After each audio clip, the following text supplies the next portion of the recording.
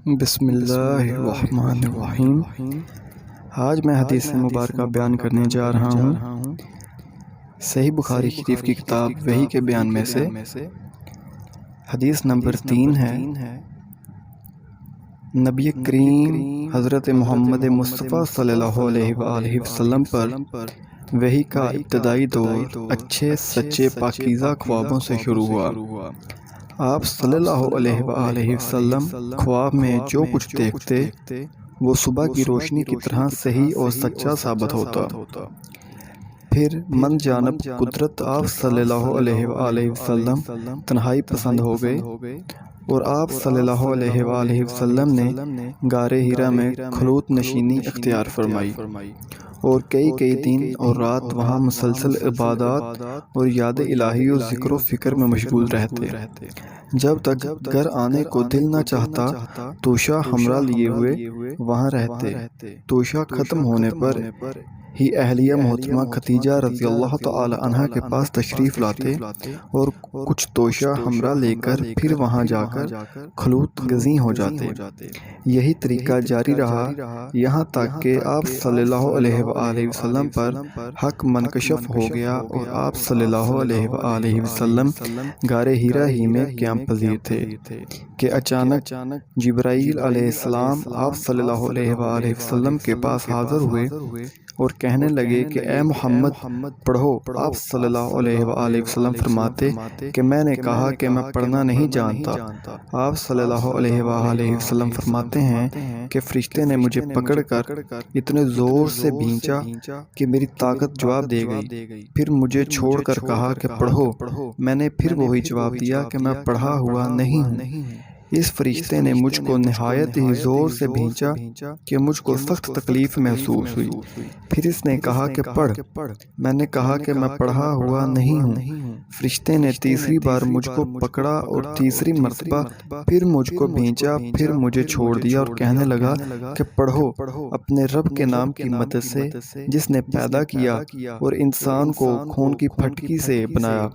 پڑھو اور آپ کا رب بہت ہی مہربانیاں کرنے والا ہے۔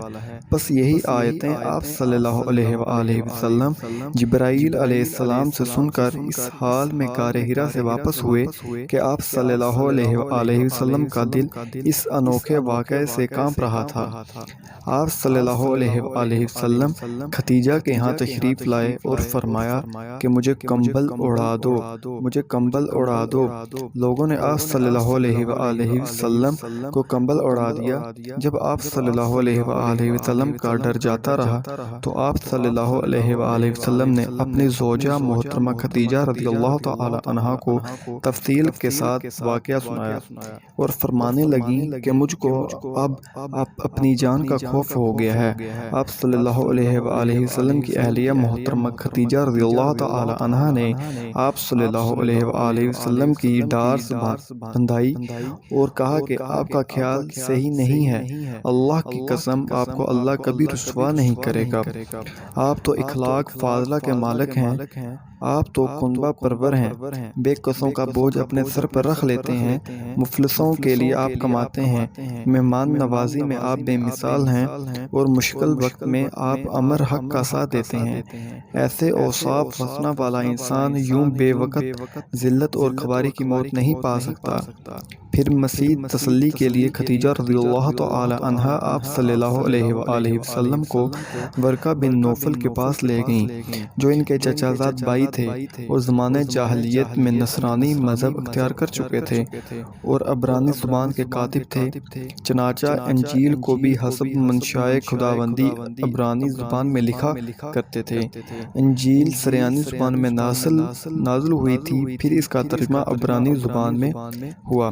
ورقہ اسی کو لکھتے تھے۔ وہ بہت بوڑھے ہو گئے تھے، یہاں تک کہ ان کی بینائی بھی رخصت ہو چکی تھی۔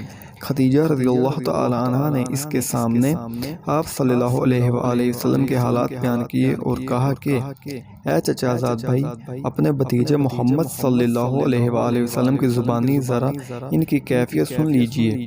وہ بولے کہ بھتیجے، آپ نے جو کچھ دیکھا اس کی تفصیل سناؤ۔ چنانچہ آپ صلی اللہ علیہ وآلہ وسلم نے از اول تا آخر پورا واقعہ سنایا۔ جسے سن کر ورقہ بے اختیار ہو کر بول اٹھے، یہ تو وہی ناموس معزز رازدان فرشتہ ہے جس سے اللہ نے موسیٰ علیہ السلام پر وحی دے کر بھیجا تھا۔ کاش میں آپ کے اس عہد و نبوت کے شروع ہونے پر جوان عمر ہوتا، کاش میں اس وقت تک زندہ رہتا جب کہ آپ کی قوم آپ کو اس خیر سے نکال دے گی۔ رسول اکرم صلی اللہ علیہ وآلہ وسلم نے یہ سن کر تعجب سے پوچھا کہ کیا وہ لوگ مجھ کو نکال دیں گے، حالانکہ میں نے ان میں صادق و امین مقبول ہوں؟